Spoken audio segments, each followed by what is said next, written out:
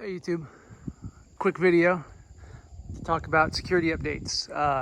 Just got all this working, so I figured I'd share. I alluded to this a little bit last video. Up there's a Ring camera. So now we have a Ring camera installed so we can monitor the property. But we're out in the sticks and there's no internet out here, at least not yet, at least not that I have. So I had to solve this problem. So what I did was I got myself a Verizon MiFi device, which, if you're not familiar, basically allows you to, it's a little hockey puck looking thing that is a mini wireless access point and connects to cell service. So it basically allows you to stand up a wireless access point anywhere you have cell service, and then you have internet. So that little device is in that box right there. Now you may be asking, Chris, that looks like crap. And I would agree with you. It does look like crap. The reason it's out here is because when I tried to mount that thing in the building originally, it didn't work that well because metal buildings don't like cell reception. They block it all out. So that was a big issue. So that thing had to be mounted outside, but it needs to be weatherproof. And what perfect timing, because the rain's coming in. So I bought just a weatherproof box to put it in. I'll use that box later for the front gate for automating that, so it's not a wasted purchase.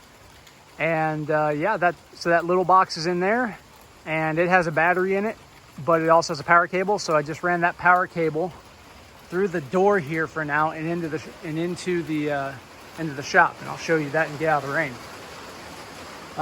And it looks like it won't actually interfere with the door. I stapled it down to the wood there, and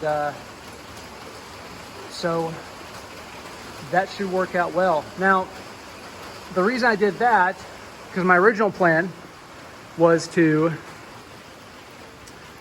give you a nice view of the rain while we're talking.